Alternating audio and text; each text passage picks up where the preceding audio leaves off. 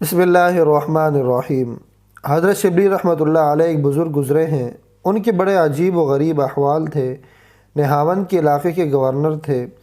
ایک دفعہ بادشاہ نے اپنے گورنروں کو دربار میں بلایا اور سب کو کسی خوشی کی وجہ سے خلعت پیش کی۔ پھر کہا کہ سب لوگ یہ خلعت پہن کر آئیں تاکہ میری محفل میں بیٹھ کر گفتگو کر سکیں۔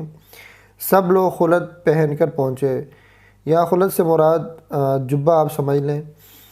اللہ کی شان کے عین جب گفتگو کی محفل اپنے عروج پر تھی، محفل گرم تھی۔ ایک گورنر ایسا تھا جسے چھینک آ رہی تھی۔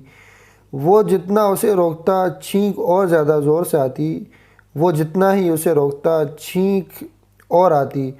بالآخر اسے 3-4 اکٹھی چھینکیں آئیں۔ لوگ بھی اس کی طرف متوجہ ہوئے، حالانکہ یہ چیز انسان کے بس سے باہر ہے، تاہم محفل میں ذرا معیوب سی محسوس ہوتی ہے۔ لوگوں نے اس کی طرف دیکھا، پھر فوراً بادشاہ کی طرف متوجہ ہوئے۔ جب بادشاہ کی نظریں اس پر پڑیں تو اس گورنر کے ناک سے کچھ پانی نکل آیا اور اس کو صاف کرنے کے لیے کپڑا نہیں تھا۔ اس گورنر نے پوشاک کے کونے سے اسے صاف کر لیا۔ جب بادشاہ نے دیکھا تو اس کی آنکھوں میں خون اتر آیا۔ گر جا، میری دی ہوئی پوشاک سے ناک صاف کرتا ہے۔ اس نے پوشاک کی قدر نہیں کی، اس کی پوشاک اتار لی جائے اور اسے دربار سے دھکا دے دیا جائے۔ چنانچہ ایسا ہی کیا گیا۔ اب محفل کا رنگ بدل گیا۔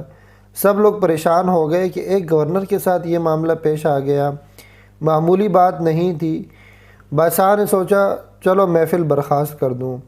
سب لوگ چلے گئے۔ تھوڑی دیر گزری تو دربان آیا اور اس نے کہا کہ نہاون کے علاقے کا گورنر شرف باریابی چاہتا ہے۔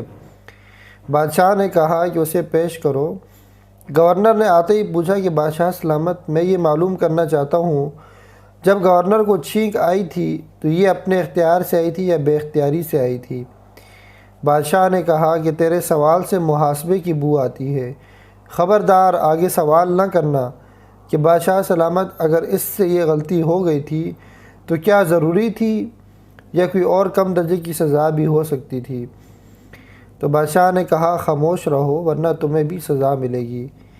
گورنر نے کہا بادشاہ سلامت، مجھے آج ایک بات سمجھ آئی ہے کہ آپ نے ایک شخص کو پوشاک پیش کی اور وہ اس کی قدر نہ کر سکا تو آپ نے اسے بھرے دربار سے دھکا دے دیا، اس کو ذلیل و رسوا کر دیا۔